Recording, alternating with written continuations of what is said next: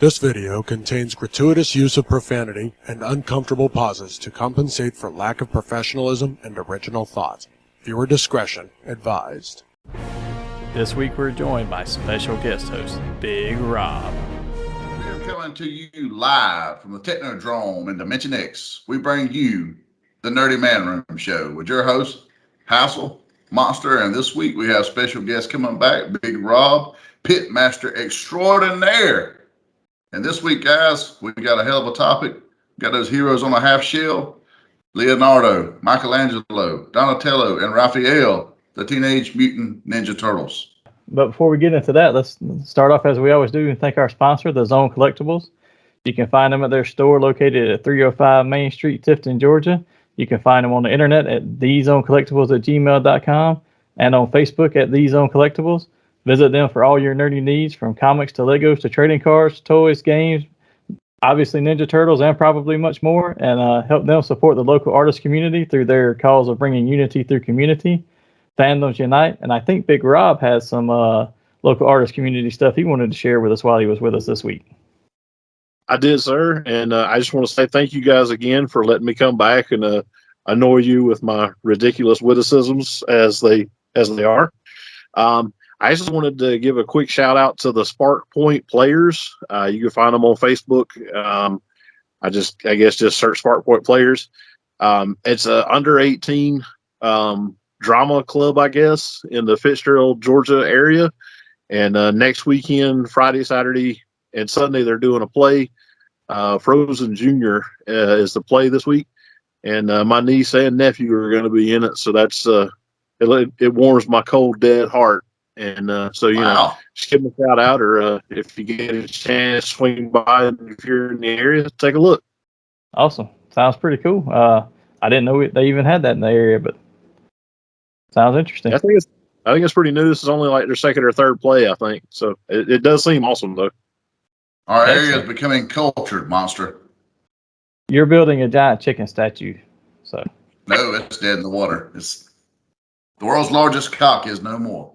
Yeah, we'll take your word for that and skip right on over to the news and act like that never happened. So let's start off as usual with our sports news. Hassel, I know you got a few things you wanted to share with us. Oh, and I put him on the spot right when he took a drink. You did. I needed this drink for what I'm supposed to go into, because the Braves starting out in a good old ice cool. I don't even know how to describe it, but they're 3-4. They're not looking like the team from last year, or maybe they are. It's a slow start, but I'd rather start slow and finish strong. So we're going to get there eventually. But they start a series tonight with the Padres, who are 4-3, so they're not like they're just slaying it either. So maybe we can start padding our record a little bit. We did whoop the stew out of the Nationals the other night, like murdered them. But beyond that, we go into Cam Newton. He's been in a bit of a hot water once again for making some very, very questionable comments about the ladies. He was on $1 million worth of podcast, and he made the comment that women don't know when to be quiet or how to cook in the kitchen. So, I mean, coming from a QB that dresses like a woman 90% of the time, I don't know if he's screaming for help or if he's just like begging for the wrong attention at this point, but that was not a good look for him. To me, I almost feel like he's begging for the attention. I not being necessarily a huge sports fan, but watching enough that this is one of those people that I will turn the TV off no matter what if he's on there for anything, because I could care less, because he comes off as very entitled and thinks the world owes him something. And he's been that way since he came out of college straight into the pros. And, you know, his first couple of years when he was there, and then, you know, they didn't pay him what he wanted or whatever. I don't remember the entire story, but he just came off as very entitled. And I'm like, yep, I have no use for you now.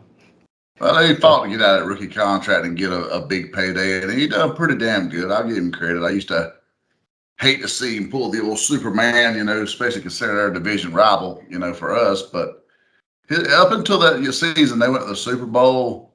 He was one hell of a player, but I don't know what Von Miller done with some of those sacks. I think he robbed some of his soul from him, because from that point on, he has just been a shell of that player, and that's when he started dressing all kind of crazy and looking like Medea instead of Cam Newton. So we'll see where this rings him up. But he's currently without a home or any team as of today, as far as I'm aware of. So I'm sure this is going to really endear him to a front office somewhere. Yeah. Like I said, he comes off it on the wrong foot most of the time. So I don't look for much out of him, regardless of what he said was completely wrong and he shouldn't have said it. But either way, there's no redeeming quality for him for me in any fashion. So it's something you expect to come from your South Georgia uncles, not a sports celebrity. But with that, let's jump over to toy news, because we do have a good bit of toy and collectible news this week. Let's start off with Super 7. I know, Hassel, you were excited for this, but they got their Silverhawks Ultimates Wave 3 available for pre-order now. The wave consists of Hot Wing, Commander Stargazer from the Silverhawks, and then from Monstar's game, you got Molecular and Mumbo Jumbo. I'll be honest, all those look really good, but Molecular looks terrible. I mean, for what he's tune accurate, I'll give him that. Yes, that's what they were going He looks for. like the drizzling shits, though. I am not a fan of that. I went in for Stargazer and I went in for Hot Wing, and I was this close for Mumbo Jumbo just because I had him as a child. Not that he was just like bowled me over, looked amazing or anything. It's just this close just because of the nostalgia. So the others look great, though. I like them. I always go in for the Silverhawks themselves, but I don't collect every character they make. It's just too expensive. And Molecular looks like he would on the cartoon. He looked dead on, but and the figure had a little bit more, I don't know, aesthetic to him than the show did. But I never collected those, so I didn't go in for anybody other than the Silverhawks themselves. I would imagine, other than Monstar, there's going to be a lot of the villains on shelves in places. I hope they done them in low quantities. I just don't see everybody picking those up because their villains just didn't stand out like, maybe the Thundercat villains or, others. Well, they're made to order, right? They don't make any extra pieces other than the few stores that they partner with, like Big Bad or Entertainment Earth, who order a extra amount so that they can do longer pre-sale periods, because they only do a month to a month and a half, maybe 30 to 45 days when they sell them from Super 7 themselves. But Big Bad and Entertainment Earth will have them up there until they sell out of what they order, but they'll order extra pieces for them. But no, you won't have to worry about them sitting in anywhere for a clearance, other than if Big Bad or Entertainment Earth or somebody like that bought too many and they're just sitting there. But I want to see these in an Ollie monster. I want to see them. Yeah, you're not going to see that. That's not Super 7's business model. But you may see some of these other ones we're going to go through next. Hasbro has had a lot of live streams going on, and first one being Star Wars. They had a live stream on April 6th, which was after we recorded last time. But we can run through some of the reveals they had there. They had Black Series. We've got several items up for pre-order now that they announced. One of them being Deluxe Saw Gerrera. Hasbro Pulse exclusives, comic-inspired figures, which these are the ones in the comic boxes. You've got White Darth Vader from Infinities, which for me was probably the nicest figure they put out in this set of figures. Princess Leia Organa and Sergeant Creel. And then on the role-play side, you've got Trapper Wolf's helmet. I remember him from the show, and he's also the dad from Kim's Convenience, but I don't know why we needed another X-Wing helmet, really. Trapper Wolf was Greg Filoni, I thought.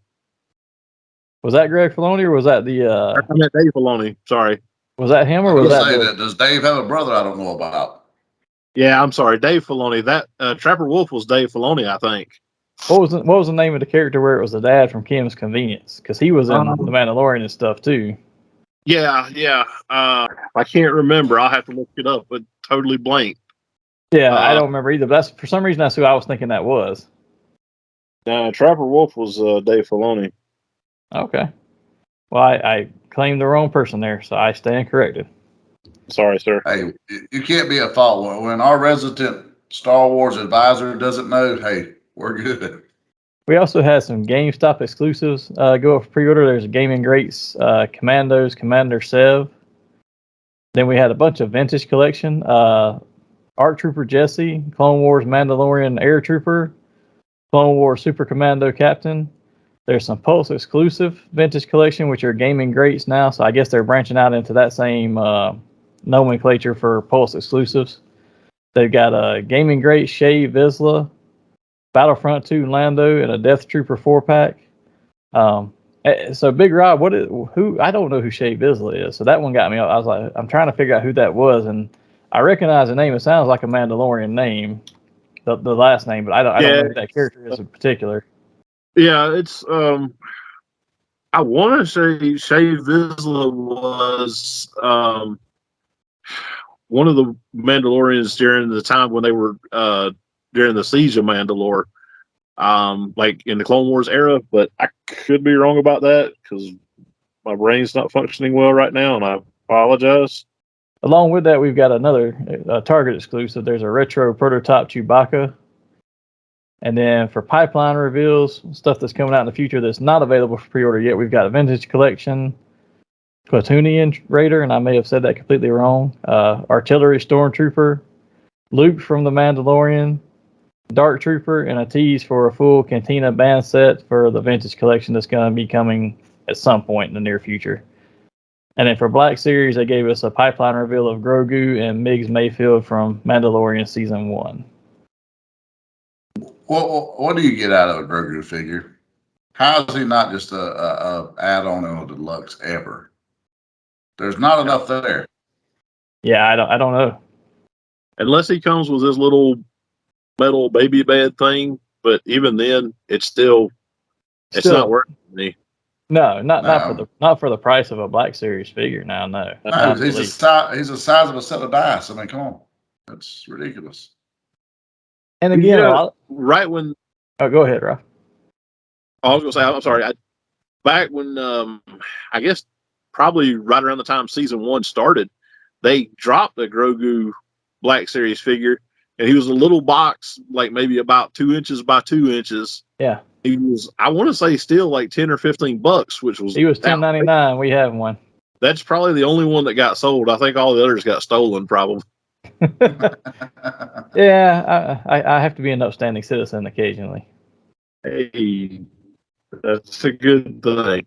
But no, I can't imagine that this one's any bigger or any more impressive than that one. And like I said, that one didn't even hit my radar as being worthy of me buying it.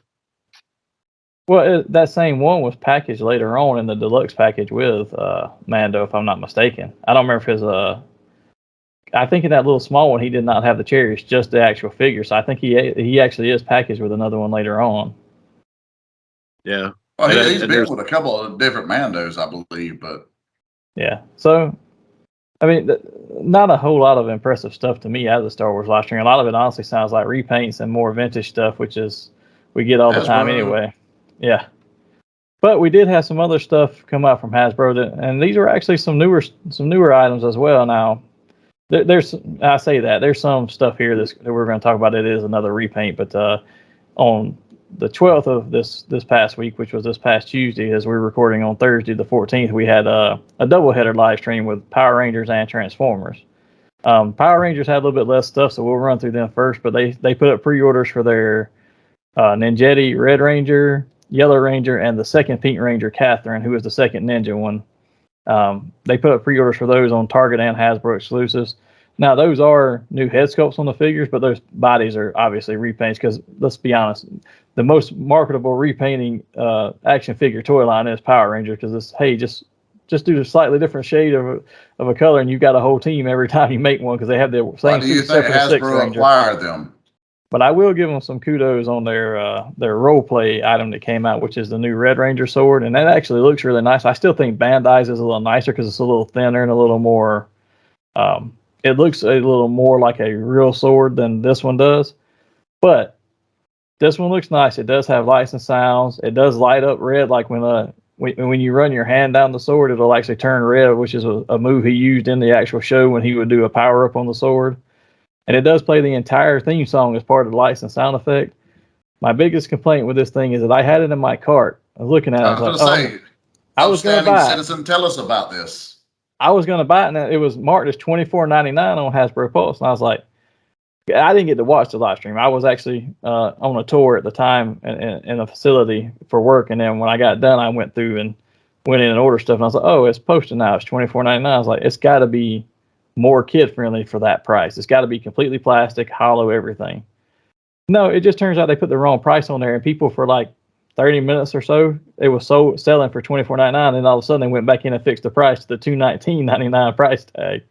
I was like, dang it! Even if I didn't want it, I should have bought it because I could have always resold it and actually made money this time. It's an outstanding citizen right there. That's what it gets you. Be a Well, scoundrel like Hassel. It wasn't even that. It was just that I thought, hey, if for $24.99, it's got to be a very cheaply made for the children's toy for them, because they do make weapons from the current series like that, right? And it's only like $20-$30 max for one of their role play accessories for the current series.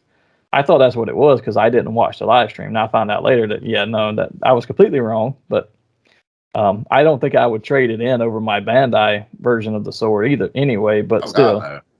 I still should have probably went for it and kept it. And then they had one more reveal, which is not yet available for sale, but they did show the Zord Ascension Project Dragon Zord to go along with the Megazord they're currently doing. If you were not impressed with the Megazord they made and the posability, you're going to be even less impressed with this Dragon Zord. It did not look that great to me, even when they put it together with the other Zords, because they had other 3D prototypes printed out and they could snap them on and show what it would look like combined in the battle mode. It looked a little bit worse than the Megazord that they had out there before, and I wasn't impressed with that Megazord, especially over Bandai's die-cast metal versions. No, the Bandai, they slayed them in the Zords and the all of the replica stuff that they did is far superior to what Hasbro did. Hasbro edged them out in the figures, but not in the replica stuff. Yeah, I have to agree fully with you there. And I bought a couple of the replica things like the White Ranger helmet just because we didn't get that from Bandai. But it does, when you put the two of them together, even still in the box, because mine are still in the box, it doesn't look the same. No. And the Bandai stuff looks much better. But we can jump over to the other part of their live stream they had, which was focused on Transformers. Let me run through the Generations Legacy line first, because there was not a lot of stuff there other than this is more for the people who are collecting the current run of stuff that they're doing. And like my son loves these, but they did show Stunticons, Motormaster and Wild Rider, Generation 1 Blitzwing, Elita 1, Generation 2 G-Axis, which I don't even know who that character is. There's a Prime Universe Knockout, Beast Wars Tarantulas, and a Shattered Glass Ultra Magnus, which is just a repaint of the Ultra Magnus they released in the War for Cybertron line. Now, these are nice looking if you're collecting them. They're not my style, but I got to give them credit for the next thing that they revealed, though. And the reason I ran through those quickly is because I wanted to touch on this other one. But we saw the self-transforming Optimus Prime made by Roboson. Now they have a self-transforming G1 trailer.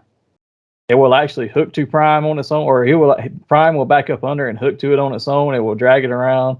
It has a roller accessory inside of it, which was from the little small roller piece that he had in there. It is remote controllable from your phone. You can drive it from there. It has a spike action figure to consider in roller or in the base platform, because it'll actually the trailer will transform into the combat base type thing where it stands up on its ends and it folds up, and it has a little drone piece that comes out that's on the extendable arm and stuff that has the lasers and all those light up. So it was impressive. Now, it's a hefty price tag. It's about $750, which so was the Prime itself. But if you had both of those, that would be a showcase piece. And I didn't realize how big it was either, because that Prime was already big, but this trailer actually measures over 3 feet long. I was like, holy crap. What's the saying, Monster? If I win the lottery, I won't tell nobody, but there will be signs. There will be signs. It would be nice to have them, but I'm also thinking, where would I put them? And for two, I would never stop telling it to do stuff, because all you got to do is talk to them and they both start transforming. I'm like, that's pretty cool. But I love the fact that it backs up and hooks up and drags it around. I heard Hassel's already on the shelf above his TV to go ahead and have it where he put it in. I believe that. Well, that's $1,500.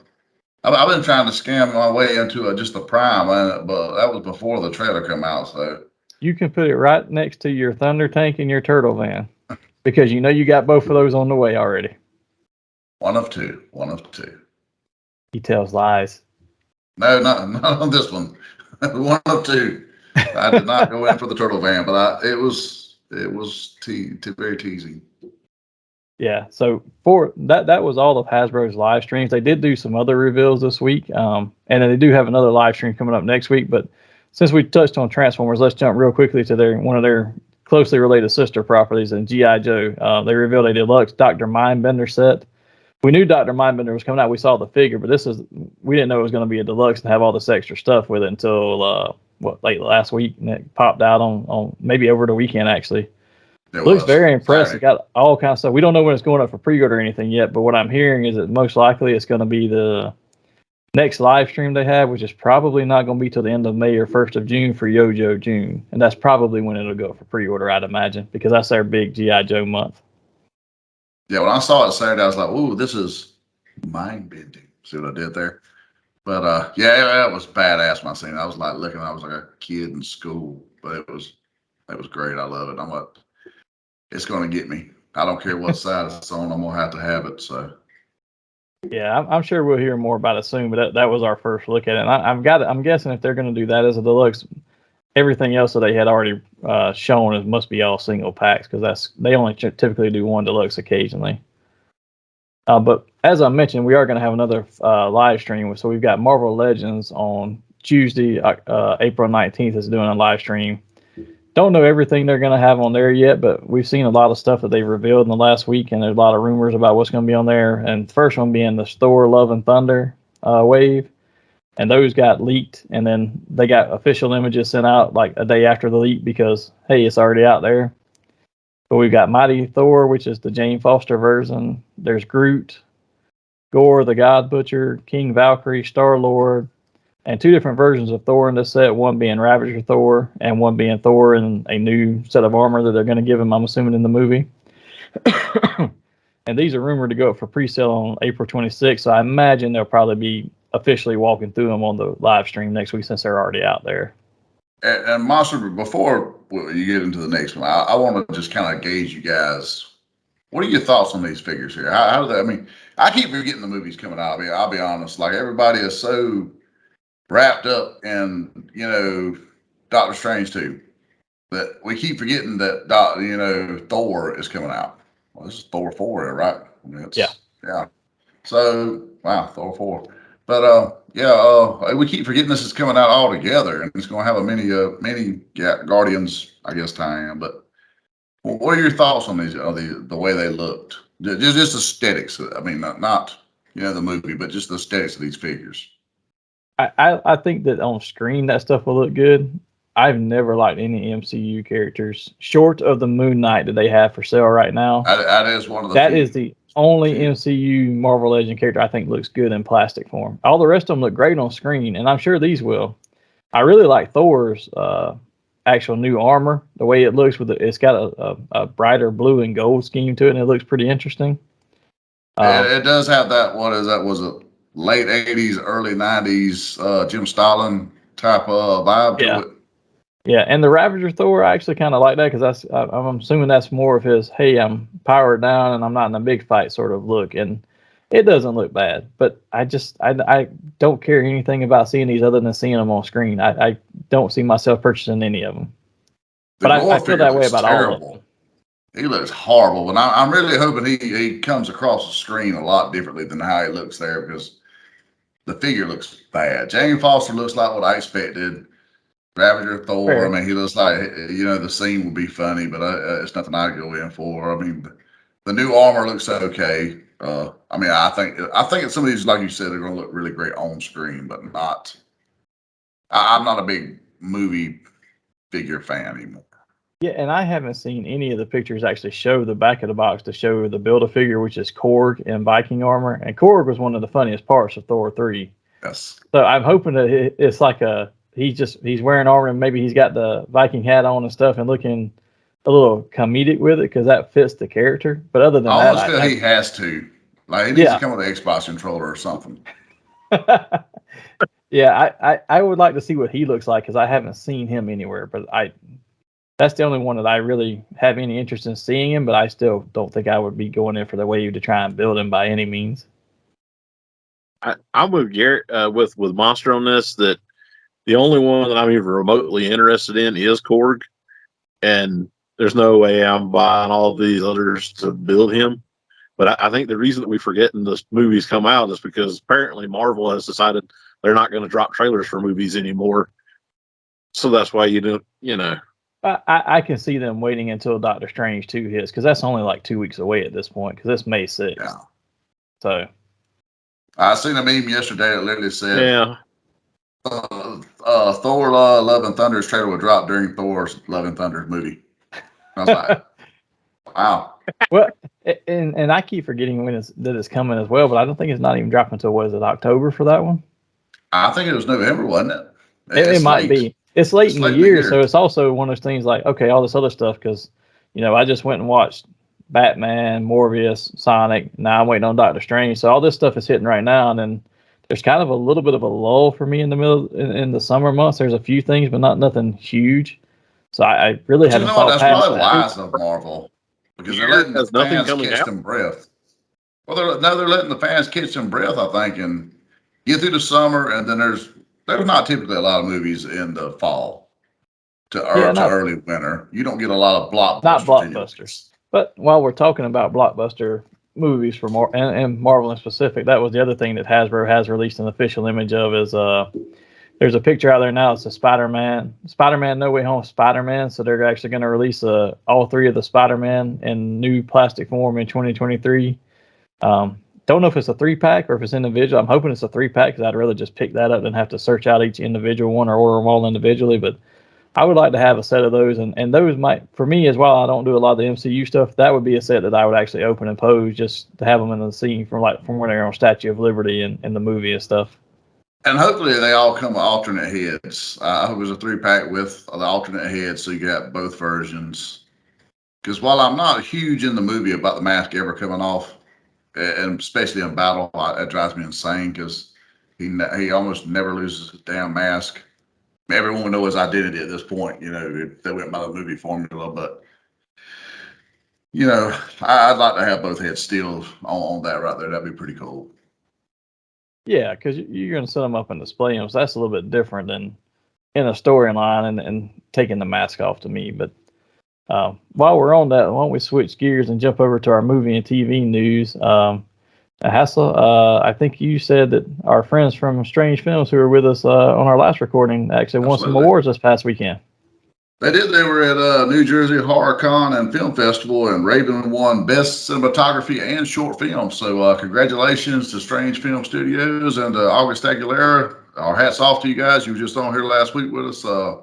Super appreciative, and they won. The award looked really cool too. It was set up kind of like flesh or whatever. It was pretty cool.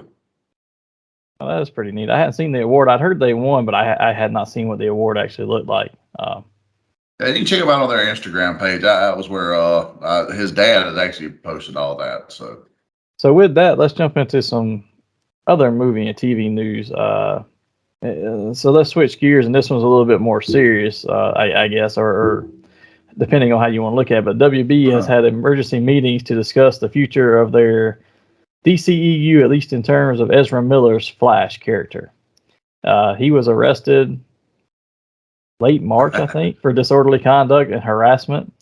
Apparently, he was in a karaoke bar and lost his ever-loving mind and was yelling at people and harassing people and trying to throw people off stage and stuff, and ended up getting arrested. Now, they claim that they have, this had nothing to do with that, but the emergency meeting had everything to do with that. There's no determination on what his future with anything of it is yet, but there's a lot of rumors swirling over what's his future involvement. Are they going to kick him off of the series after this movie? Now, this movie's already shot in the can, so you're not going to change it, but what else are they going to get rid of? It was my understanding he's done with any future DC movie projects going forward. That's been the rumor, but nobody from DC has officially come out and said it in a press release that's confirming it. Now, there's some of the people from the studio have said they fully support that and believe that, but they have not put pen to paper yet, I guess. They're probably looking to see just how messy this actually gets. Because I myself, as you people may know, am a connoisseur of alcohol. However, even the hassle don't get crazy at a karaoke bar. Come on, who does this? But this is not the first time he's been in trouble either. No. I mean, this is just the most public one he's had, and now that he's part of a big studio line like this, they're going to look at that and say, how does that reflect on the rest of it? Well, there's actually been reports of him having meltdowns on the set. Oh, He yeah. was like he's in over his head, like the I guess the pressure of a big budget blockbuster is getting to him. What they just need to do is just stop on the movie, reshoot the thing with Grant Gustin from the TV show, and let it go because he's 10 times better anyway. Speaking of him, they're talking about canceling his series. I saw this yesterday. It's signed up for the next season, and they're not going to let it go before that season because they guaranteed him. Yeah, they guaranteed him it's like $200,000 an episode for the whole season, and that's the downside guarantee. He can get paid more than that for shooting, but if he doesn't get, even if they don't shoot him, he gets paid for every episode they would have shot for the season, that amount. Jeez.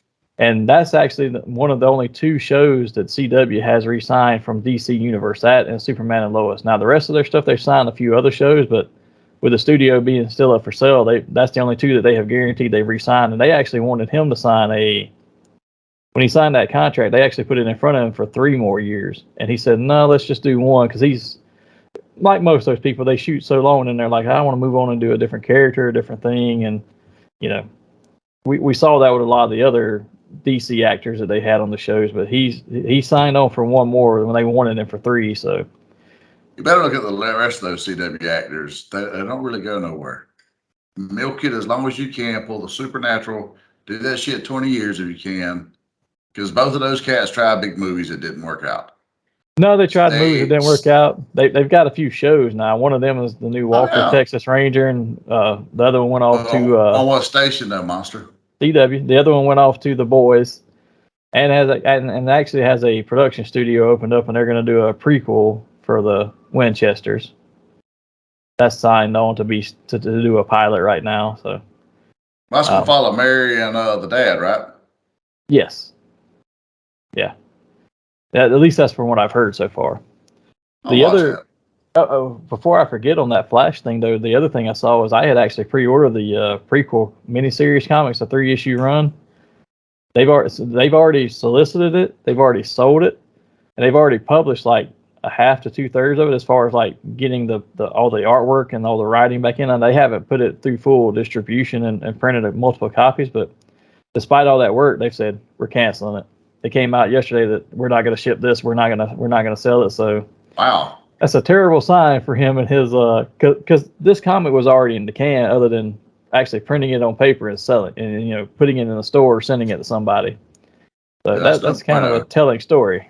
But why don't we jump over to some better news for those who are fans of Star Trek, especially the Next Generation. Star Trek Picard is a great show on Paramount. I will say that up front. I love the first season.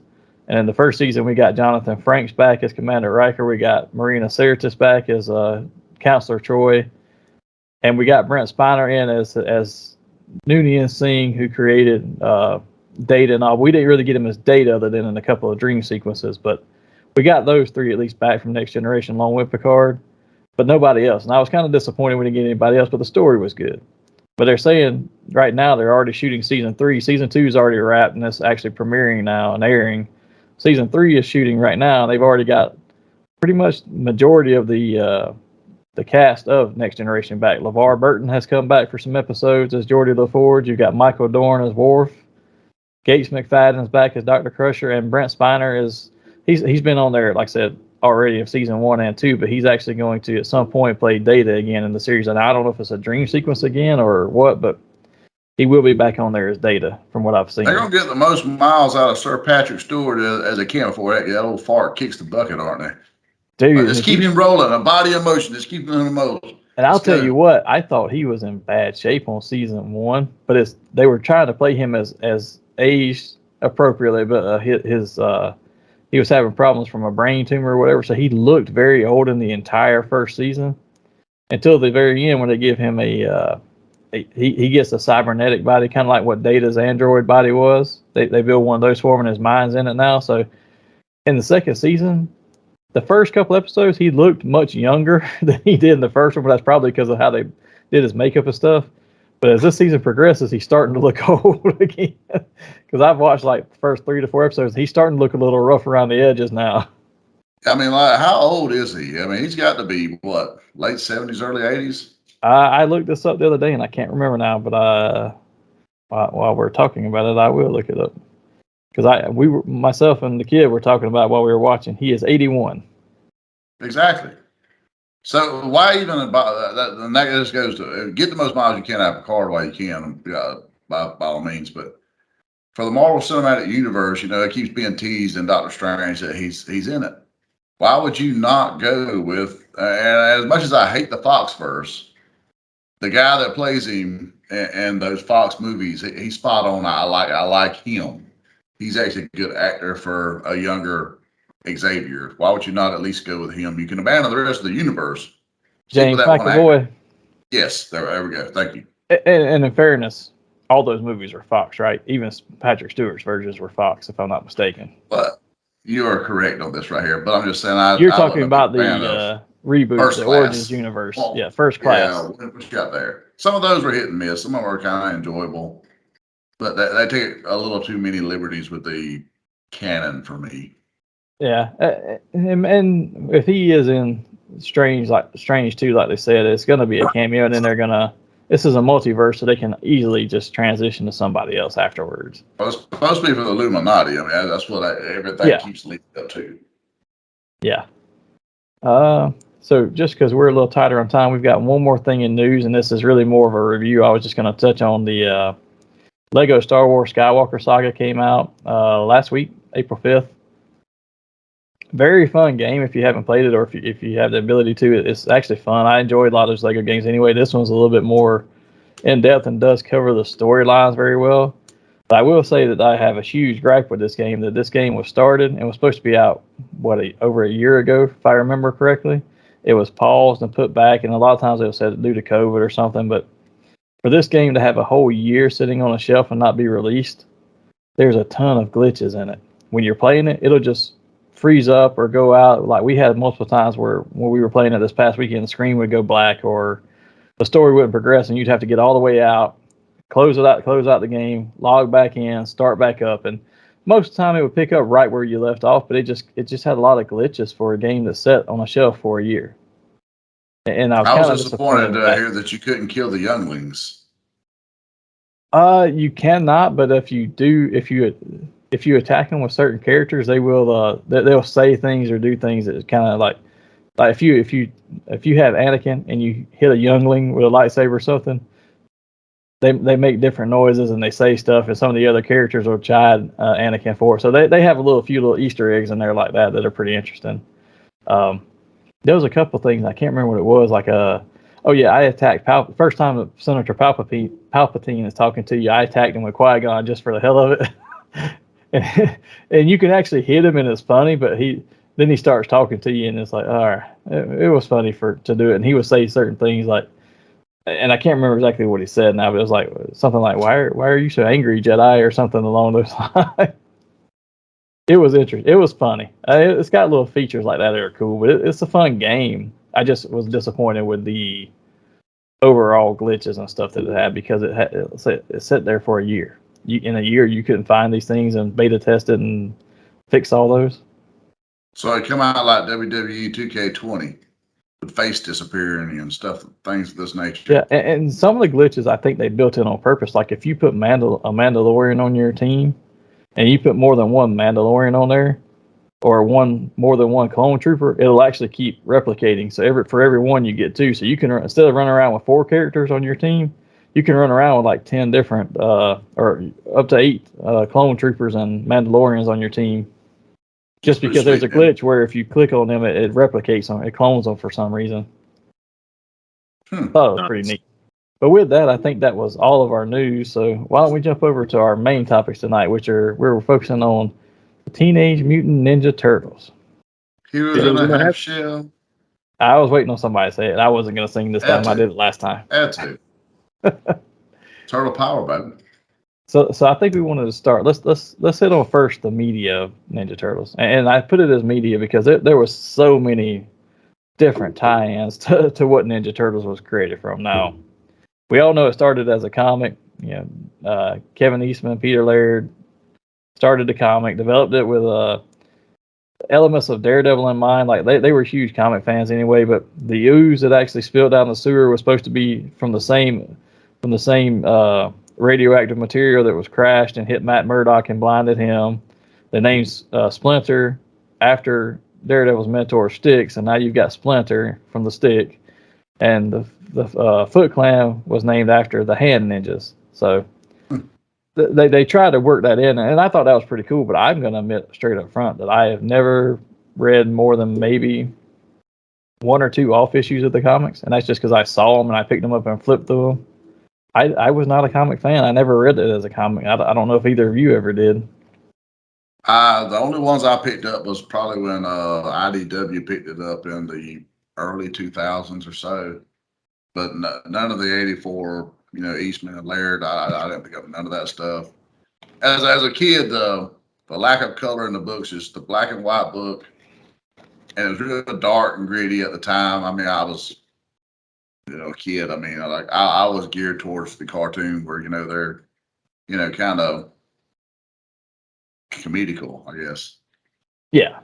And that was, for me, I was a huge cartoon fan, but I think that was that's what led to the eventual breakup of the team of Laird and Eastman was the cartoon, because they kept farming it out and licensing it out, and they were making good money from it, but one of the two, and I can't remember which, so I'm not going to speak on it because I don't want to defame either one of them, but one of them was extremely unhappy with how they licensed it out and had turned from this grim and gritty comic that was adult themed to this children's lighthearted, light tone multimedia empire, and they just did not want to cave to all the things that the studios want them to. Put this in the comic, do this, and add this in, and what if we do this toy? And one of them was very unhappy and left, and actually I think they didn't talk for several years. If you watch the Toys That Made Us, that's the first time when they had the interview together on there, that was like the first time they had seen each other in like almost 10 years from what I remember from the show. That's pretty telling that this can get a little out of hand, I guess. But well, you got to figure that the comic started in 84. Okay. Then it's 87, the cartoon starts. And that's where it starts, the comedic side of it. Then it's 90, the first movie hits. And the 90 movie, it took a lot from the original comic. It took a lot more from the comic than the cartoon. And I think, like you said, I don't want to say which was which, but, it was very divided on that aspect of thing. I think one was smart enough to know, hey, if we get these kids, it's money. Yeah. Yes, I understand. You want a serious book and you want a serious show, but that's not going to sell on toy shelves. It's not going to sell to parents. And the one that wanted the serious side, he was hoping the movie would steer him back right. And then by the time the second movie came out, they were totally cartoon, just like the show. And I think that's where things began to go sour between them. Yeah, and even in the aspect of the first movie too, like them loving pizza and stuff, that was something from the studio asked to put in for the cartoon so they can market and get marketing to go along with their Pizza Hut and Domino's, advertising and all. But in the comics, that was not a thing. Yeah, so like you said, the cartoon started in 87. And from what I looked up, because I had to look and see, and I'm going to admit that there's a lot of stuff I don't know about the cartoon apparently, but I didn't realize it was how long it was. 193 episodes. Yeah, and it ran to 96. It ran to 96. I did not realize it ran that long. I was thinking around 93 it was done. Well, and that's the thing. So the first season what's considered the first season is only 5 episodes of some miniseries, just like how G.I. Joe, Transformers, several others started. But then as they went along, they increased the order. So season 2 was the 13 after the first, and then 3 and 4 were in the 40s and 50 episode count. Then by the time you get to season 6 and 7, that's kind of winding down the original run of the show, because seasons 8, 9, and 10 were only like 8 episodes apiece. Yeah, they were spread a year back apart. to what the original. Yeah, they started going back to how the first few were very, very limited episodes and short. Yeah, and at the end of like season 7 is they don't get rid of Shredder and Krang and the Foot Clan. Then that happens in season 8, but in season 7, at the end of season 7, they lose the Technodrome, all their assets, all their weapons and stuff, and they're actually working out of like a warehouse. And by the end of season 8, Shredder, Krang, and everybody else is completely gone. and they have new villains. Lord Dreg, I think was his name, and the Triceraton invaders and stuff. And I'm gonna be honest, I don't remember. I'm sure I watched some of that, but I don't remember enough of that to tell you that. Other than seeing those characters and recognize them, I don't know crap about them. I remember them from the video game Turtles in Time. I do not remember them from the show at all. I remember seeing the figures, and I remember seeing them in the video game, and it may have been some of the like Super NES games that I think they were in those. But other than those, I don't remember them. What was that, Rob? I was going to say I agree with Hassel. I remember from the game Turtles in Time, and I remember seeing the figures, but I don't remember the show during that time period. I remember the Triceratons being on screen. I don't, without looking at the game and stuff, I wouldn't have remembered Lord Dreg or any of the other toys, but that was the other thing they changed too. Like we talked about, we didn't realize how long it ran, but at the end of season 7, they actually swapped everything to be a darker tone. They got rid of a lot of the comedy. I mean, they kept a few things like the pizza and stuff, but they got rid of a lot of the jokes that they would make, a lot of the catchphrases they would use. And they actually, like even when Bebop and Rocksteady were in there in season 8, they actually tried to make them credible threats and menaces. They weren't just the comedic relief bumbling idiot henchmen anymore. So you're gonna make me go back and rewatch this because I actually own the Turtle Van that's got all the seasons in there. Thanks to our sponsor, the Zone Collectibles. Kevin found it for me on the low a couple of years back, and I've had it sitting in my room, like just as I literally have it sitting there because it looks like the Turtle Van. Then I got like Bebop and Rocksteady on one side, Shredder and Raphael Pops beside them. Yeah, I've had them just displayed for years, more displayed than anything. But you're gonna make me go back and rewatch that because I actually love the cartoon. I still look back on it very favorably. I loved a lot about it. Now it did kind of get off the rails at a certain point. I remember even in my, like I said, I kind of forgot it around 93. So I was around 12, 13 at the time. And I remember thinking back then it was like, this is getting a little, I enjoyed watching it a lot, and I liked it, but I will tell you that most of my memories of it are going to come from that original miniseries and probably like season 2 and 3.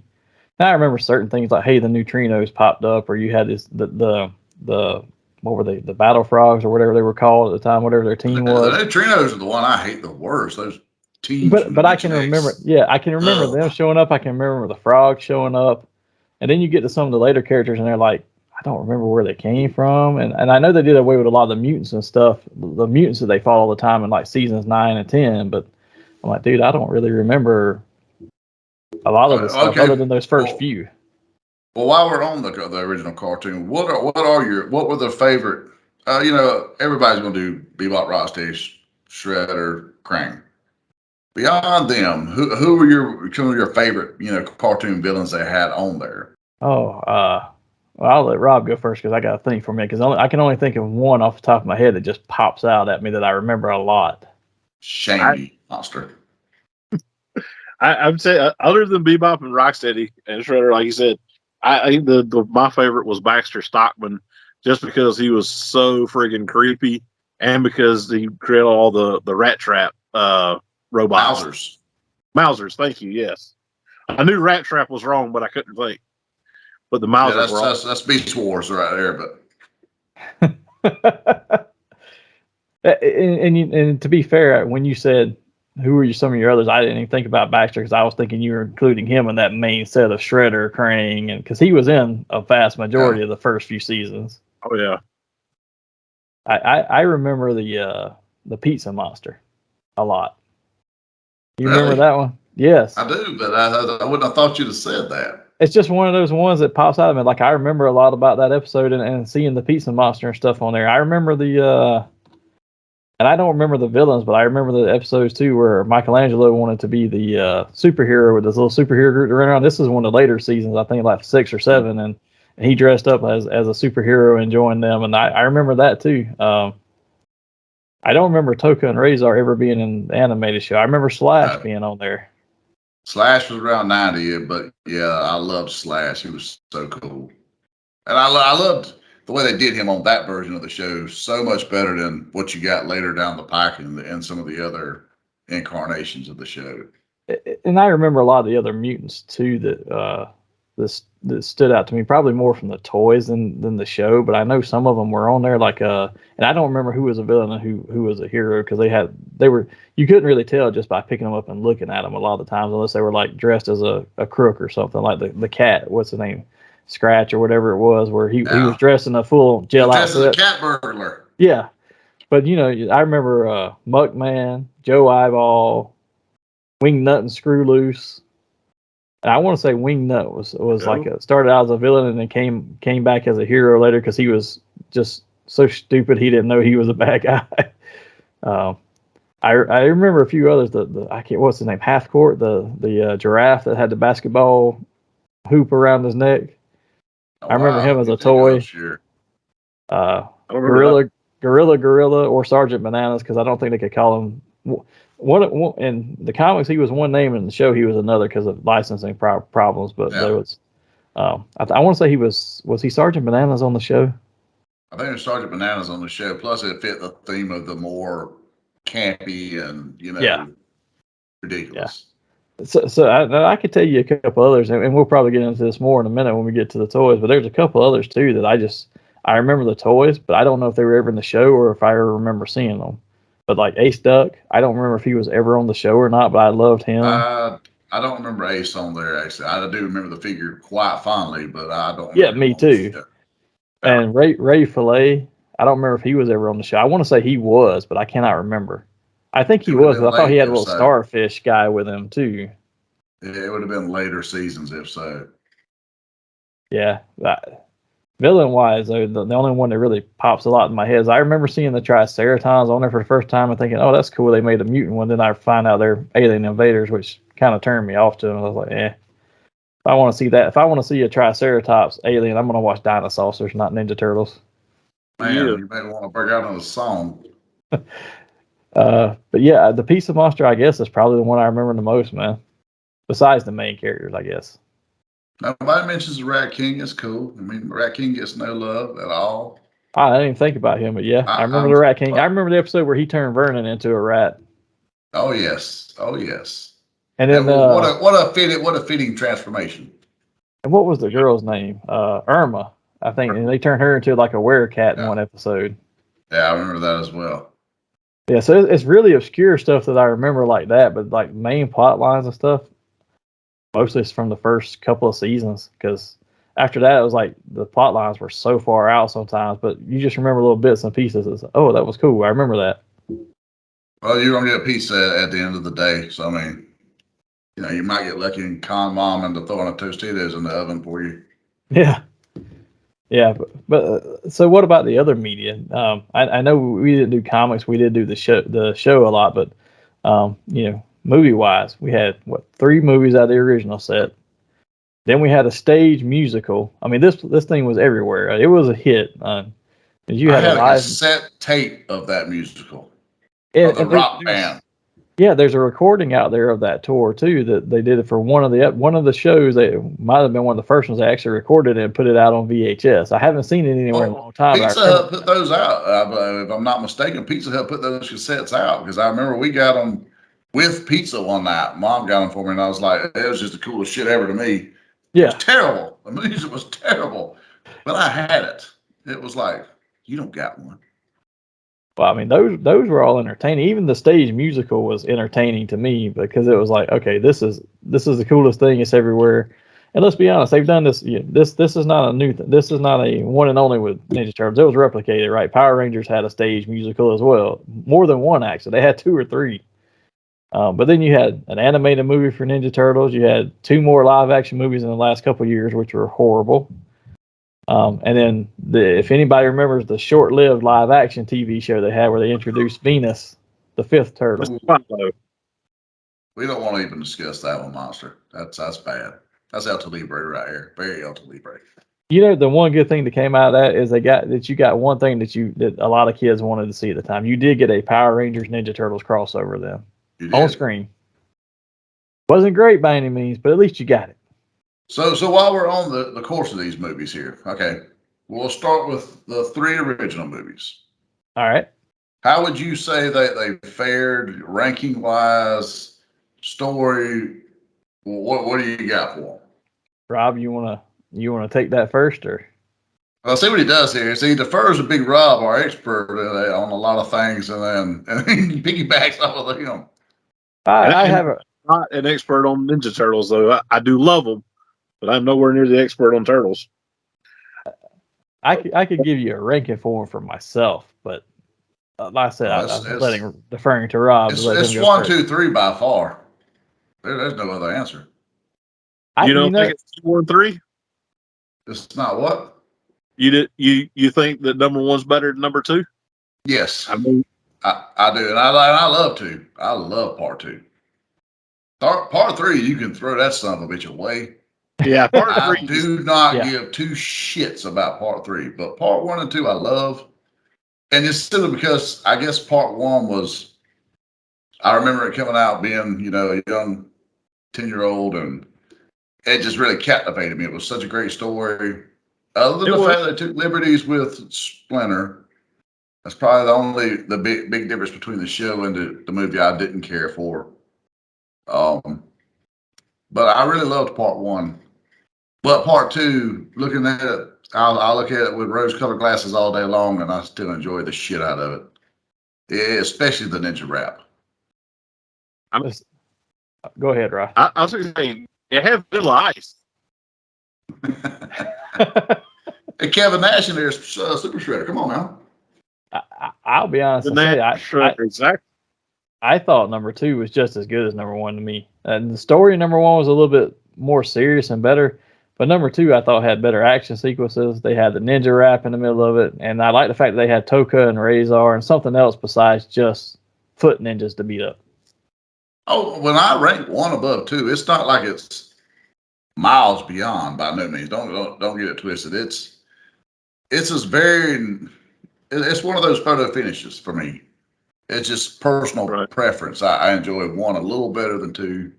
Maybe it's because I'm an older fellow now, so I don't know. But I not long ago watched part 2 and still enjoyed the shit out of it. Oh yeah, I watched it the other night going to bed a couple weeks ago, and I'll still turn it on just occasionally and just watch it because hey, I need something to turn on and I don't see anything new, and I can watch 1 or 2. You never get cut on. So look, since you hate part 3 so much, how do you rank the 2 current live action movies from the 2000s against part 3? Where would you put those as better than part 3 or worse? Before I ever even start, I'm going to say the CGI version is superior to both of the Bayverse versions. That's fair. And I was leaving them out on purpose just because they're not live action.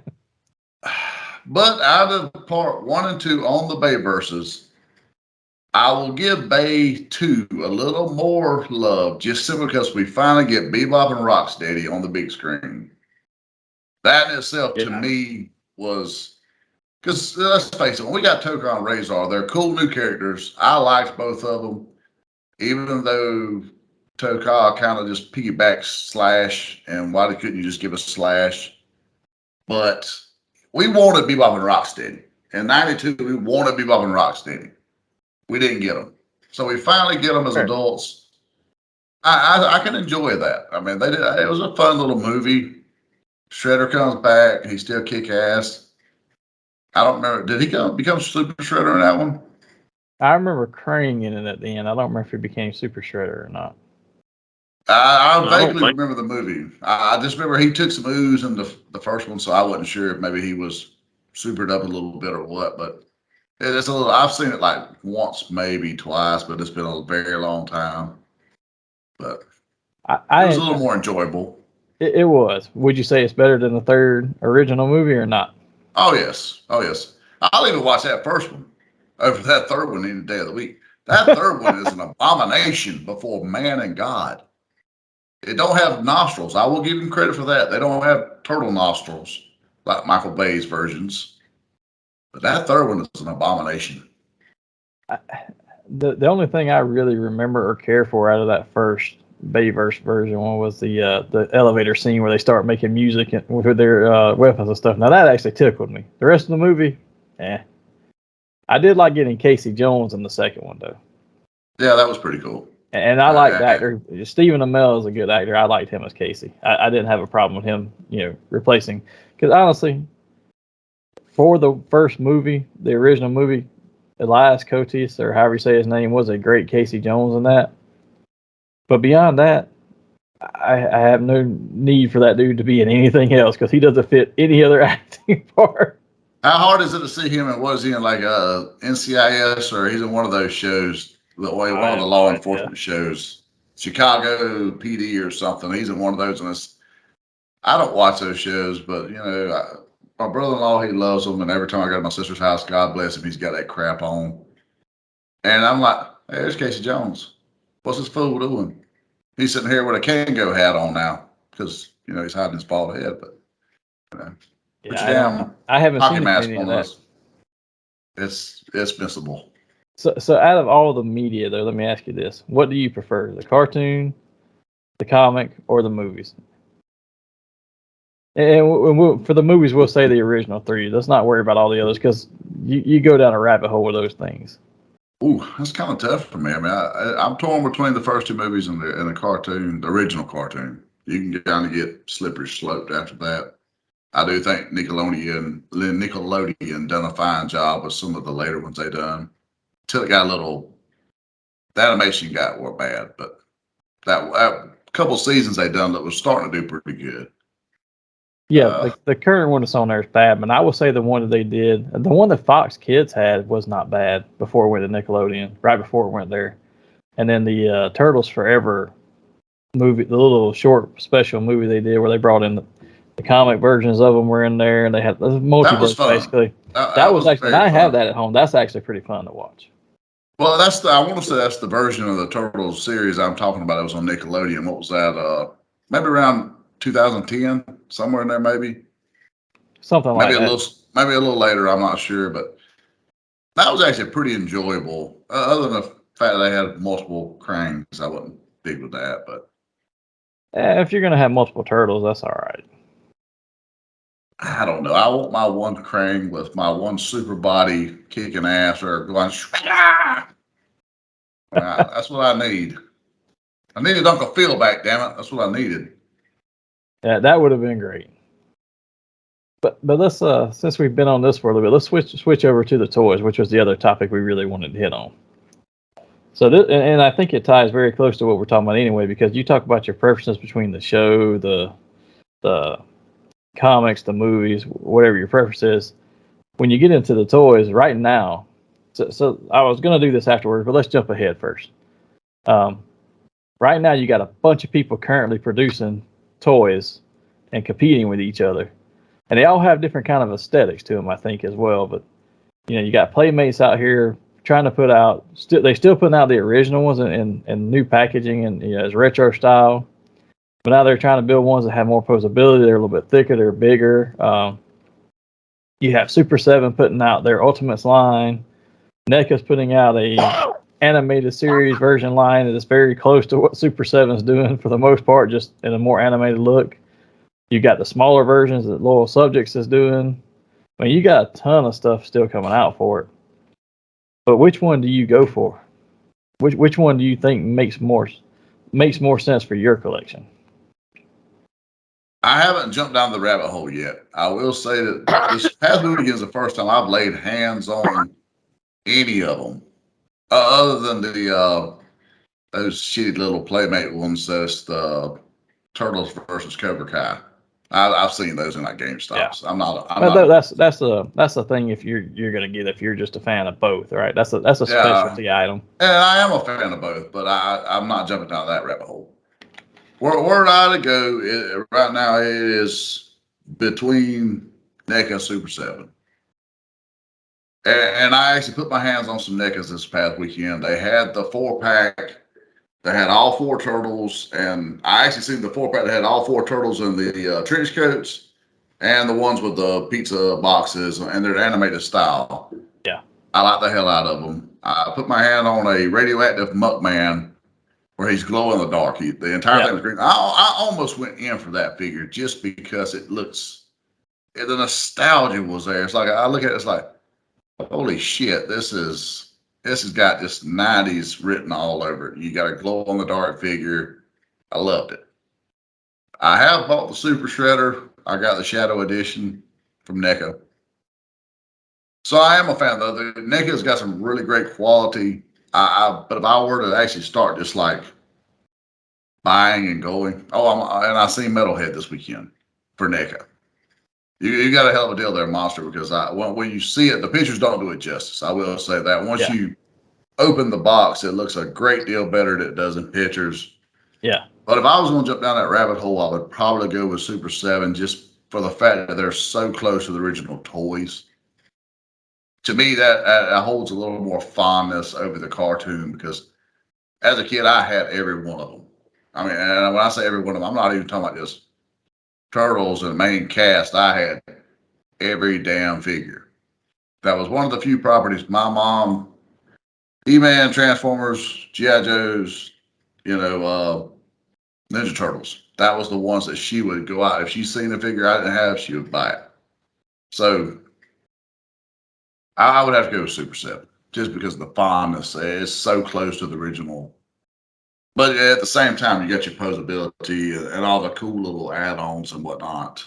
Yeah, I give them they have better add-ons, and I think some of their characters look better. Me, I more into the NECA just because, as fond as I was of those toys, I was more fond of the cartoon, and I have a lot of memories of different characters from the toys, and I had a lot of them, but I didn't play with them as much as I did probably some of the others like G.I. Joe and Transformers, and also I have more of a, I want them to look like they did on the cartoon because I remember the cartoon being so different and just loving it so much more. So I want mine to look cartoon accurate, and that's what NECA's doing with theirs. Now they do have some movie accurate ones I'd love to have too because I actually like the movie ones look so much different from the show, but in a good way. And I'd like to have versions of both of those because NECA's done a 4-pack of movie and the cartoon. But if I had to choose one or the other, I'm going to go with the cartoon one because it was my first introduction to them, and I have more of a fondness for that.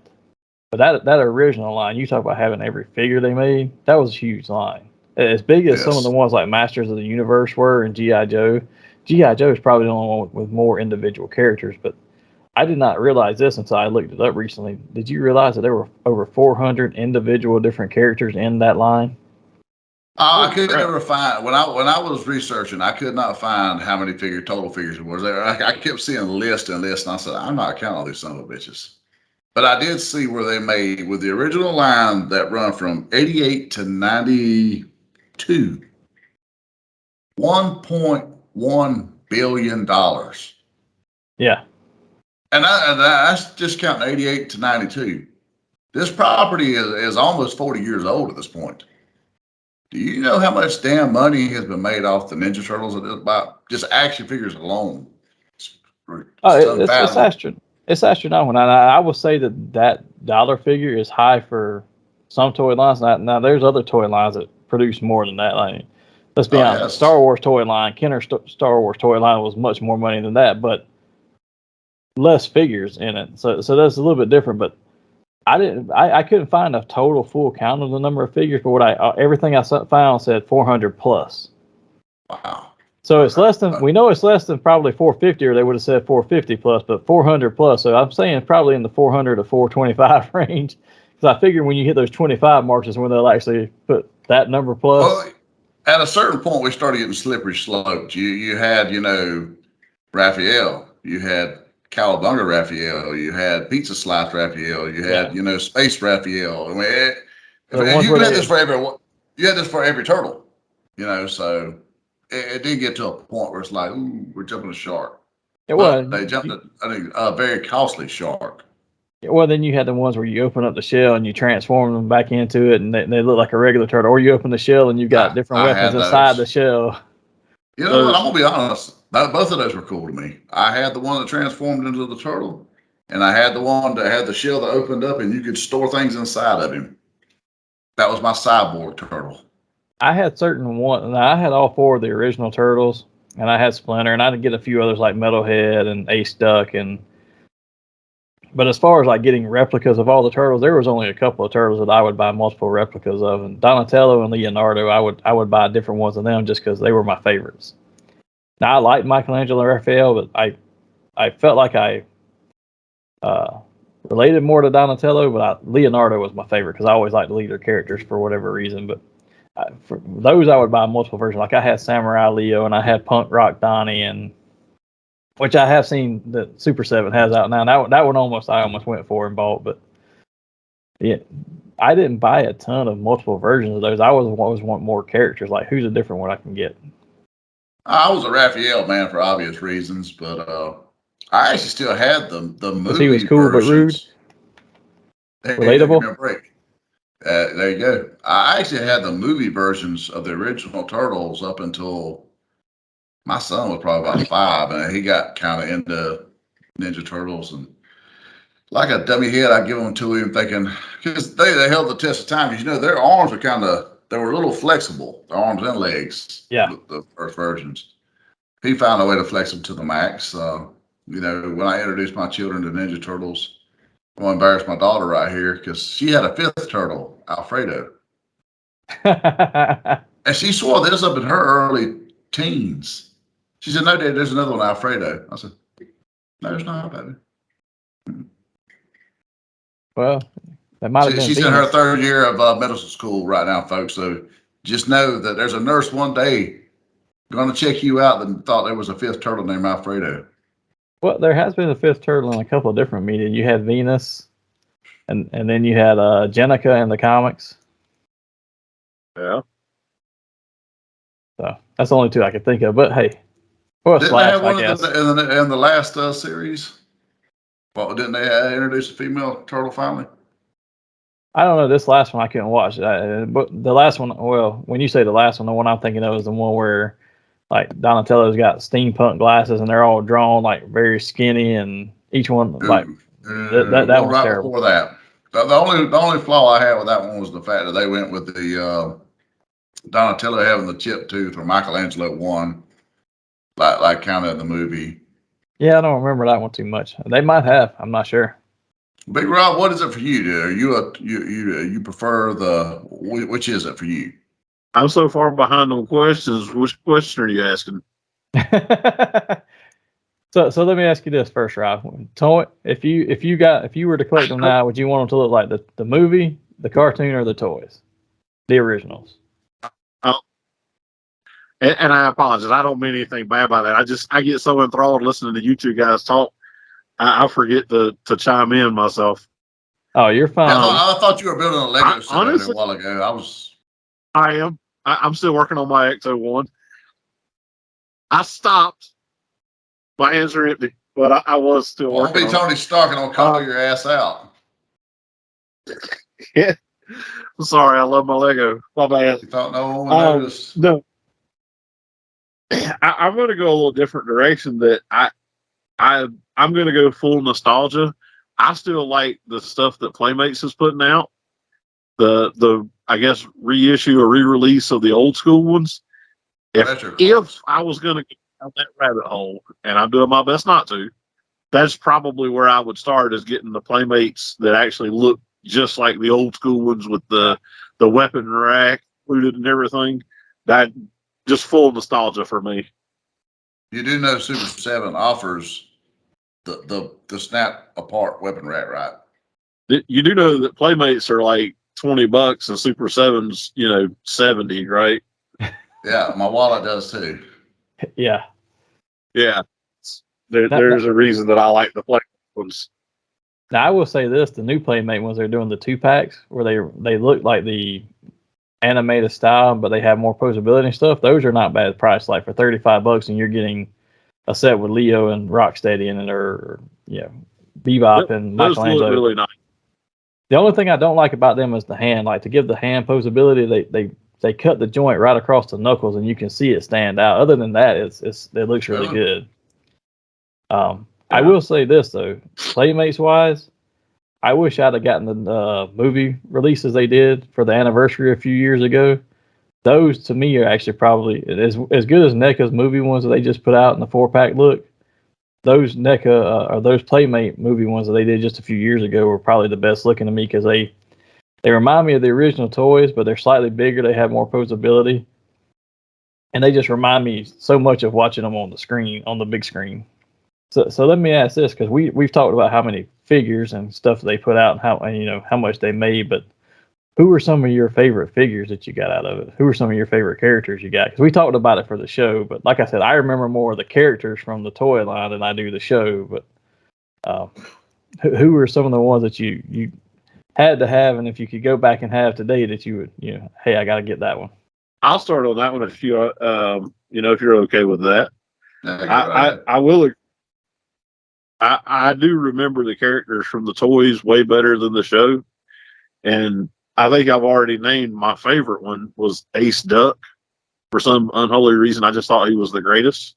Everybody I talk to loves Ace Duck. I mean, even people at work, if they find out I collect toys and stuff like that, they're like, oh, you remember Ninja Turtles? I had that Ace Duck guy or that Duck guy. Or they can't remember his name, but everybody loves Ace Duck for whatever reason. Maybe I remember wrong. Did he not have a cigar in his mouth, or and a cigar accessory?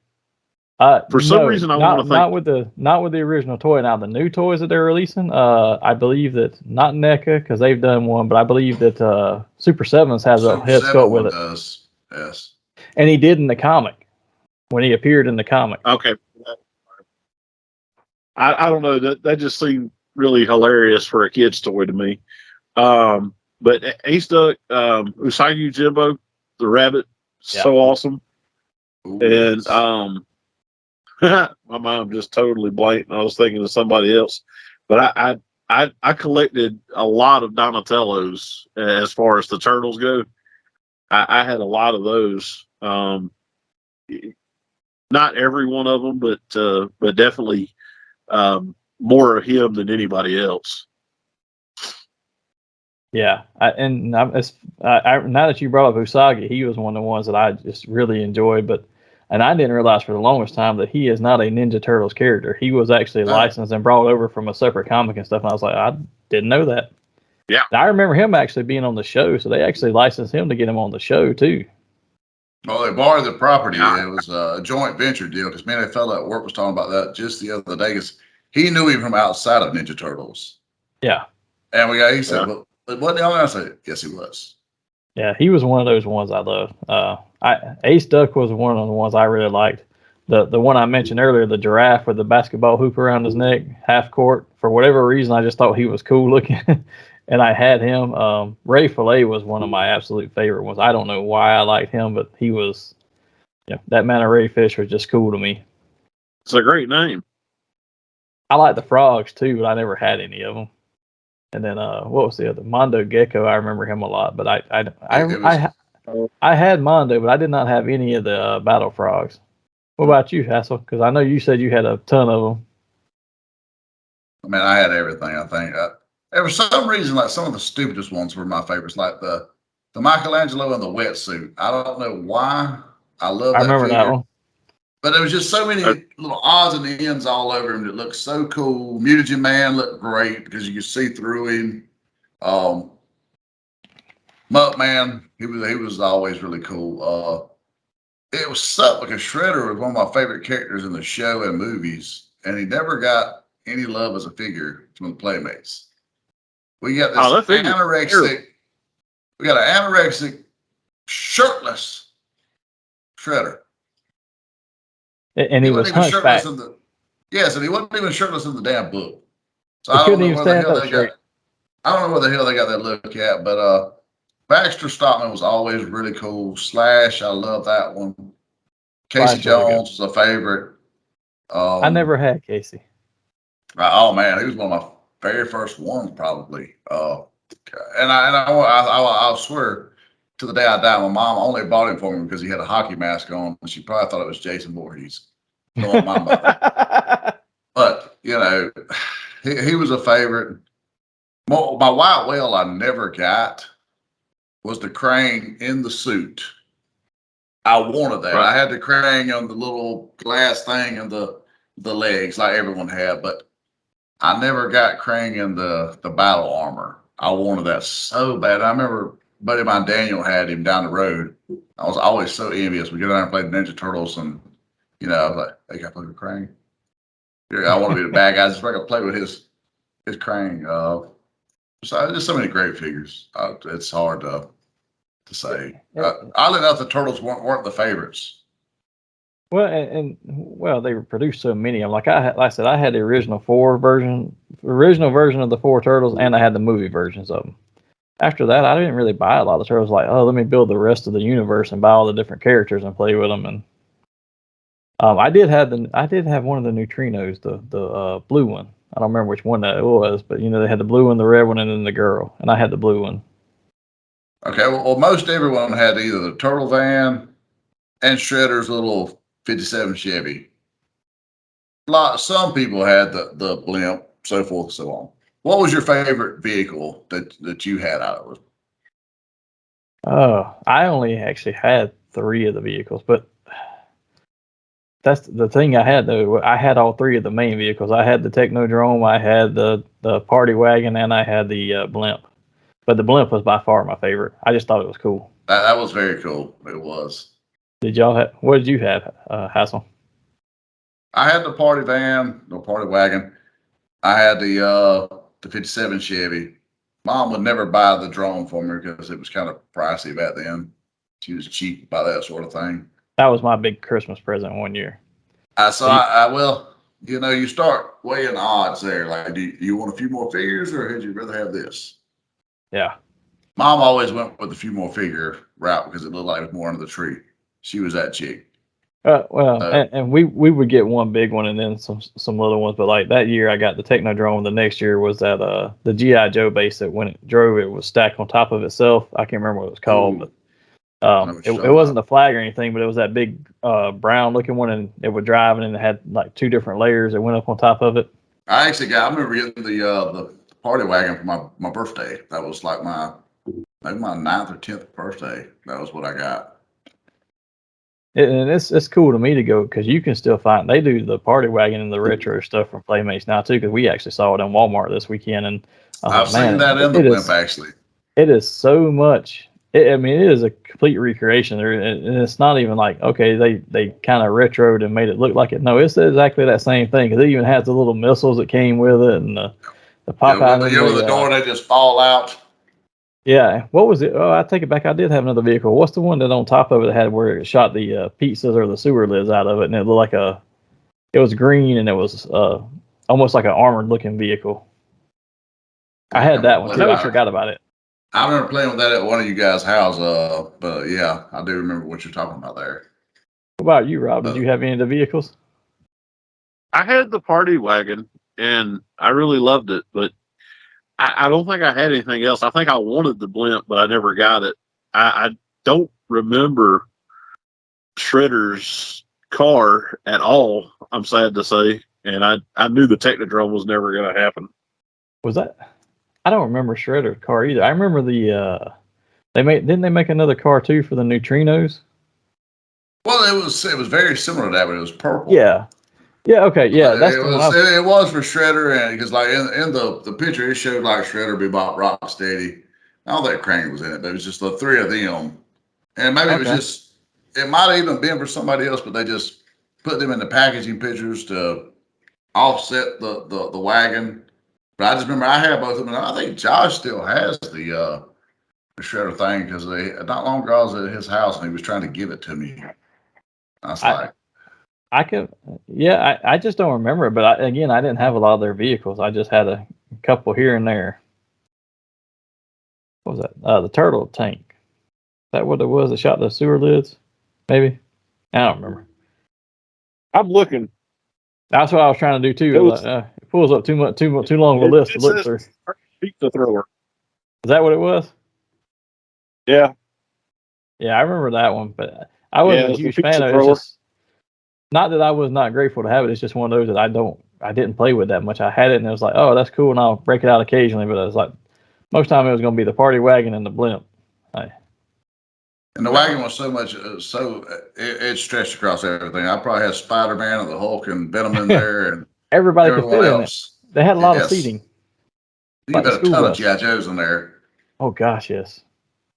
Did that a few times too. Yeah. But with that, I think we're running a little close to time. So why don't we jump over to Nerd Out at this point, if you guys are good with that? Yeah. So for those who haven't been here before, this is the segment of the show where we ask random questions about the topic of the day, and put everybody on the spot to have to figure out an answer to them. And we've done that a few times throughout this, but we can start with that. And if you want to, feel free to provide your answer to the question in the comments below, or to expand upon anything we said, or if you want to talk about anything that we talked about in the focus topics, or throw some other characters out there, please feel free to do that in the comments. But Big Rob, since you're the guest this week, we'll let you go first with your nerd out question. Okay. I appreciate that. So one thing we talked about was the variations of turtles, and we kind of a little bit hit on the licensing and stuff. I remember them licensing the turtles to everybody. There was Star Trek Ninja Turtles. There was Universal Monsters Ninja those. Turtles.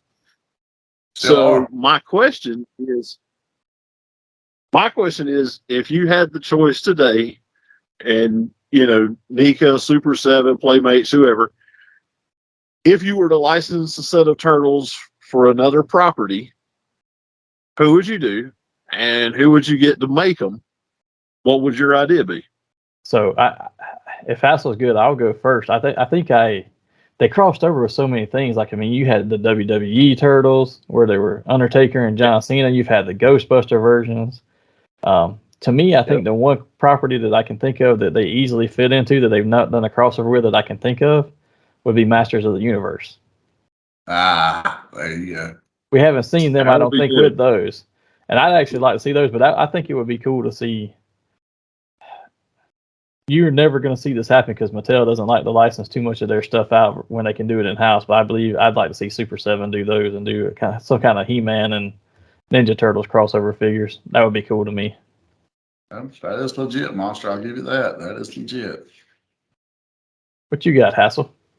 Well, soon as you stole that out from under me, because all I could think of was those WWE figures that are Master of the Universe, those and Turtles all kicking ass together in a shared universe. So as soon as you've robbed me of this, I want to go in the obvious route, the Avengers, and the Four Horsemen are going to be who does my Turtles as Avengers. Oh, okay. I just feel like they knock sculpts out of the park. They do some really great stuff, and they give you that combination of your nostalgia but your current. Yeah. And I'd like to see the four Turtles, Splinter and Shredder, done between heroes and villains. That would be cool. What about you, Big Rob?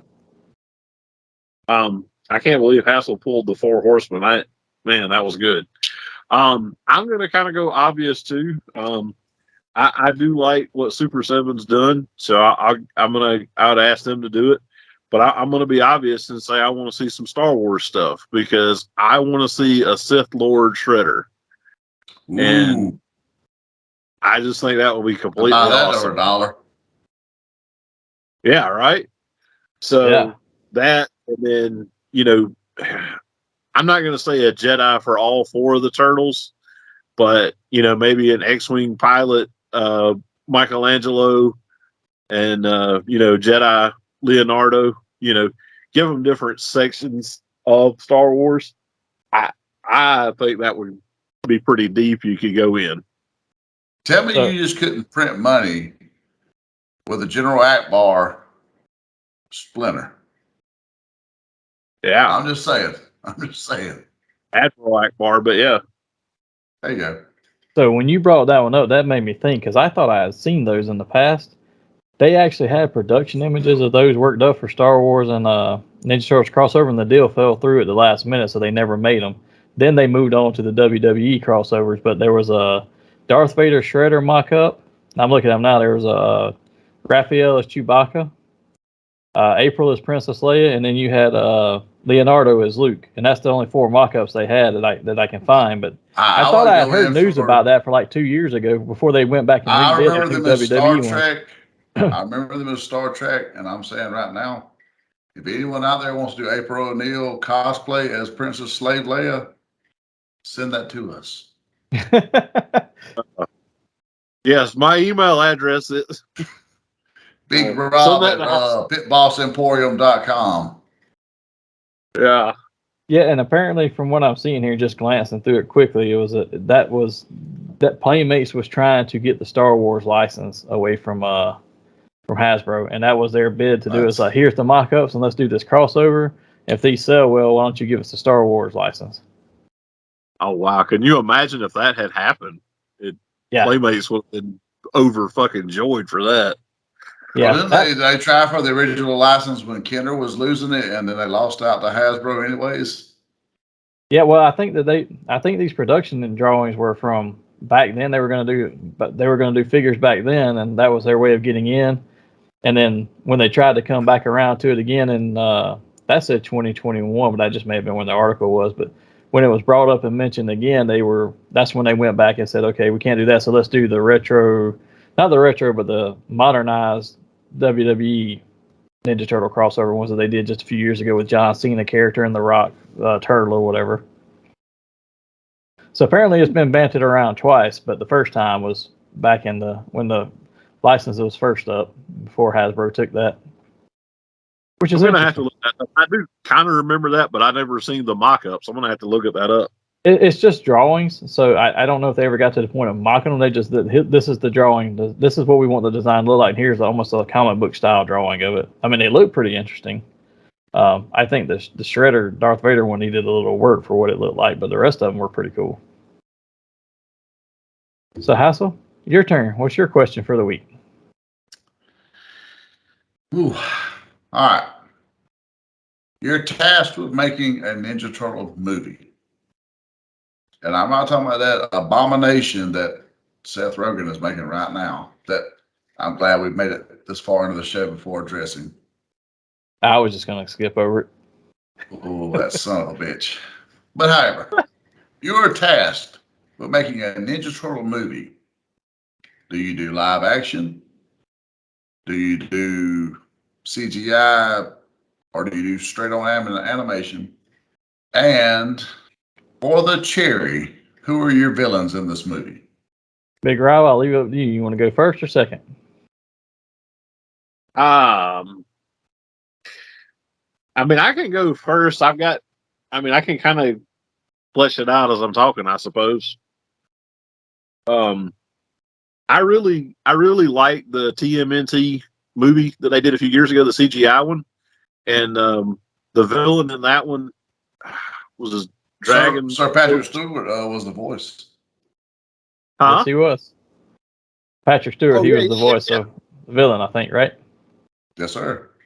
I thought he was a really compelling villain, and then Karai as the Foot Clan representative. I really like them. I would use them. And I'd kind of like to see it really well done in live action, since we haven't had a good live action movie since The Secret of the Ooze. I think we could do it today. I think the technology for making the movie, as you know, making the turtles look good and everything, I think it's good enough to do it today. So you say a live action with CGI turtles? I mean, yeah. Well, yeah. As opposed to some rubber suits, yeah. I mean, CGI like the Hulk was CGI in the Avengers movies. Yeah. Yeah, that's what I thought you were saying. Yeah. Okay. Yeah. Yeah, for me, I think I'd go back to the animated. I like the Turtles being a little more animated because the original, the first two movies, and even the third one, the Turtles weren't terrible, but they were rubber suits. There were times where you could see people's eyes inside their mouth holes and stuff, which was a little weird. But then you turn around and you see what they did with the next set of suits and CGIing and then for the current movies. I'm like, everybody just seems to have such a hard time getting them right. Just go ahead and make it animated because we don't have as much of a hard time when we do animated unless somebody gets a really stylistic version and it looks stupid. But if you go back to this, animated style and you make it look more like the original movie, as far as how the Turtles look for their animation, not make them so much the original cartoon look because that was a very lighthearted look. Let's make them look like the movie ones, but in animation. And I think I just stick with the same villain. I mean, I go with Shredder all day long just because he was intended to be their ultimate villain, and I would give him some henchmen and let him mutate more than a couple of them. I'd have Rocksteady, Bebop, and I think and Slash, and then I don't know if I'd actually mutate Baxter Stockman until the end of it just because I never understood what good he was other than being the scientist, and then you turn him into a fly immediately. He just looks really fucking cool. Yeah, He did. yeah. So I that's the route I'd go with the villains and having it animated. I'm doing live action. I'm doing CG approach, like Big Rob says. My villains. We've had enough.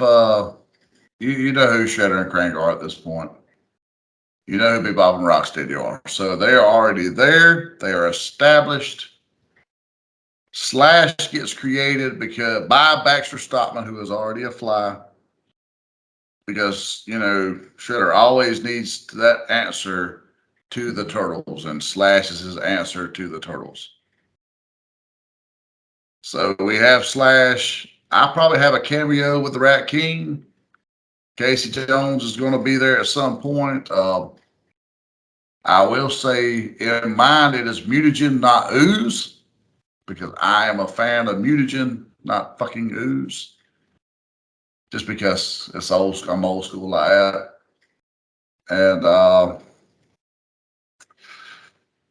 I feel like I'm missing somebody. Maybe a Metalhead cameo. That would be pretty sweet. That would be Like nice. he's what, like, because I mean, if you got Crane, Shredder, Bebop, Rocksteady, Slash, Bebop, Baxter Stockman, you almost have to have Metalhead to help the Turtles out. And my Splinter is going to be a little more kick ass. He's not just going to be some old fart making him do backflips in a sewer. 10 backflips. There you go. But go ninja, go ninja, go. The best part of 10 backflips. 1, 2, 3. Michelangelo. Oh, man. You're going to make me rewatch that tonight. So here's my question. Which characters outside of the Turtles and I'll also put a caveat in for Usagi Yojimbo just because he was from a different, he was created to be in something different. He just crossed over with them. So what characters that were created inside of Turtles would you have liked to see go on to have their own animated series? You know what? I would love to see an animated movie on The Last Ronin. Yes. I mean, I'm all behind that, and I want my Michelangelo voiced by Ron Perlman. Just because of what he's been through at this point, he has to be that fucking gruff. That's fair. Who will be in Savannah in a few months, you guys, just in case, at a con, in case you guys want to show. That's an interesting choice. What about you, Big Rob? I don't know. I'm still thinking about that last Ronin movie because that sounds amazing. Come back to me on that one. If you don't mind. Yeah, I'll go ahead and come back to you. I would either like to see an animated series that could have easily spun off whatever of the frogs that were on there because you had 4 of them as well, and it would have been very similar to Turtles. But I'd actually like to see an animated movie or a miniseries of Ace Duck and make it like an Indiana Jones type movie. Just because I honestly cannot remember Ace Duck being in the show, and I really love that character. I was like, and he looks like an Indiana Jones or adventurer type. Let's just give him an Indiana Jones style movie and send him on an adventure. That would be great. We can always get a hold of Daniel Garcia and try to interject Xyber Ronin into this. That would be interesting to see him in there. He would fit well. He would fit. Yeah, well. he would. I think I read somewhere that Usagi Yojimbo was one of his inspirations for Xyber Ronin. So, and the conversations he and I have had, he's admitted this to me. He's a big fan. Yeah. Well, yeah, I mean, he actually said that when we were talking to him. Yeah. And that may be where I heard it from. For my question, I don't know, man. You guys had such great answers for that, and honestly, Ace Duck was one of the ones that I was thinking of. Maybe a Muckman and Toxie the Toxic Avenger team up movie might be interesting. That would be interesting. Trauma has to do this, though, Big Rob. Trauma has to do this. I mean, yeah, Trauma all the way. I don't think it'll be safe for kids either. This is not going to be a PG rated one. No, not with Toxie. If you produce this though, Big Rob, I've got to say I need a drunkard Leatherhead in this movie because he's got no love this entire show, and I always feel ashamed for this. Yeah, now that you bring him up, I completely just glossed over him. He was actually one of the better villains they had. He's been in the back of my mind the entire show as one of my favorite figures, and I'm like, he keeps escaping me somehow when we get to talking. But yeah, I feel like a drunk Leatherhead needs to be in your Muckman Toxic Avenger movie. That sounds like a worthy adversary. So since you brought him up, you like him better as a full-on villain, or like he was in the later animated series, like the Nickelodeon and the Fox Kids one? He actually was only a villain as far as being a bounty hunter, and he befriends the turtles, and he's actually not portrayed as a villain throughout the entire thing. He's just he's an overbearing sidekick, but he's basically a sidekick to them at some point. That was a cool twist. I enjoyed that, but I like him as a full-on villain in the old school stuff. But that was a fun little twist, and it's like, okay, this is cool. It's giving something to, it's a nod to us, but at the same time giving the kids something different. Yeah, that's fair. But with that, I think we're at the closing time for the show. So let's do a few shout outs and stuff before we get out of here. And let's start that off with giving a shout out to our friend Daniel Garcia. Remind everybody that Xyber Ronin is up right now on the Kickstarter.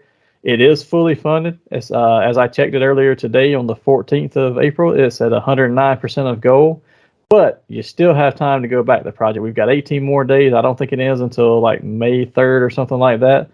So you can still go on back to the project. You can find out more about that on his Facebook page at Daniel Garcia and on Instagram at D Garcia Comics. On Kickstarter, I believe it's under Dang, D-A-N-G apostrophe Comics. And don't forget to come out on April 23rd and join us at the Zone Collectibles for the live event. That's only a couple weeks away as we talk today. And as we said, that's at our sponsor, the Zone Collectibles. Visit them not only for this, but also for all your nerdy needs. You can find them on the internet at thezonecollectibles@gmail.com and on Facebook at The Zone Collectibles. Help them support the local artist community by bringing unity through community. Fandoms unite.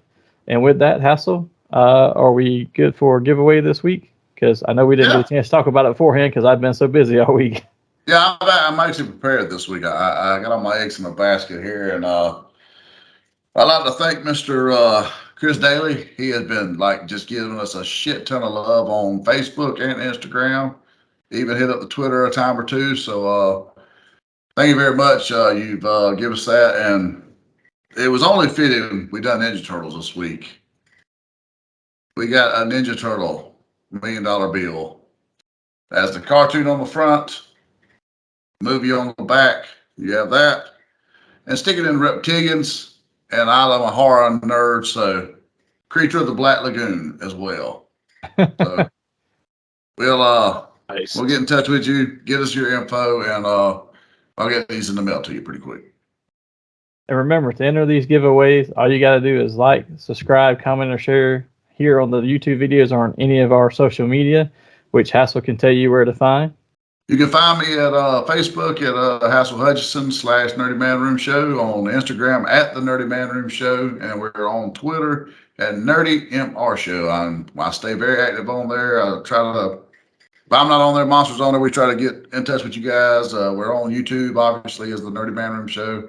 So one of the two of us will comment back. We will talk with you. We will shoot the shit with you. And we want to make sure that we give Big Rob a special thanks for coming in and joining us again this week. We always enjoy having him on the show. He's a great friend to the show. Hoping he comes back with us again pretty soon. I know sometimes it just depends on when schedule allows, but we do love having him here. So thank you, sir. We appreciate you joining us for the conversation today. It's always a pleasure, guys. Yeah, and join us here next week for the special interview from the live event with Hassel and Mr. Daniel Garcia. Until then, live nerdy and remember, never pay full price for late pizza.